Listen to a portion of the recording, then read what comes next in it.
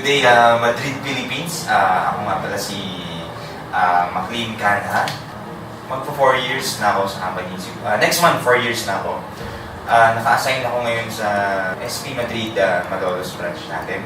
First time kong nakapasok sa ganitong company na pagpasok ko rito. Halos lahat sila, parang 80%, 90% taga Pangasinan. So, parang ako pa lang ata yung taga Manila na na-hire niya na team. Ngayon, kapag-adjust naman ako kahit paano. Yung isip ko, trabaho, kung kaya nila, kaya ko din. So, pinaksama ako. Yung challenge na yun, iba eh. Iba yung mundo ko dati, iba yung mundo ngayon. Since 2010, isa na akong salesman sa mga malls. So, iba sa akin yung mundo na sa collection. So, yun, kailangan talaga mag-adjust. So, ang pinaka-masaya nangyari sa akin, punta ako ng ibang bansa. So, first time nangyari sa akin na although pangarap ko lang dati, natupad. So, sa tulong ng Madrid. Dati yung Madrid, konti lang talaga yung empleyado nila dito sa Makati. Yung Team Pag-ibig. So, nakita ko talaga yung paano lumaki yung Team Pag-ibig. Nagsimula sila dati, anim, pito.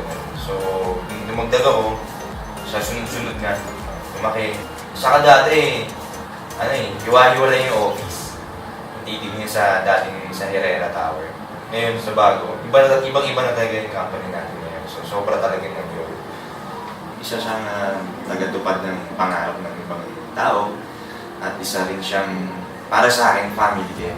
Kasi nung pumasok ako, nung dati kong trabaho, hindi naman ganito yung pakikisamin. Talagang iba.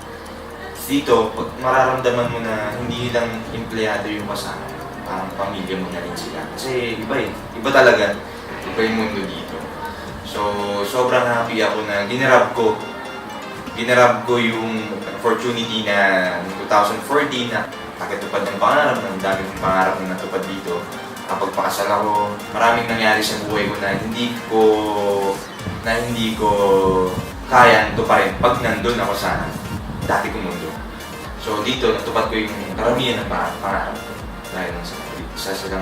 Sa bumubuo po ng Madrid, Philippines at sa SP Madrid, sa Osage Lover, maraming salamat po sa tiwala na binigay niyo sa akin.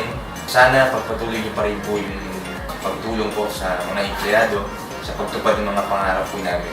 Madrid, Philippines, sa awarding, ready na ba kayo? This coming March 10 na yun.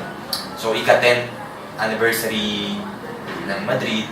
So, talagang pinagandaan nila Sir Ian to. So, dapat walang mawawala. Yun lang. Maraming salamat sa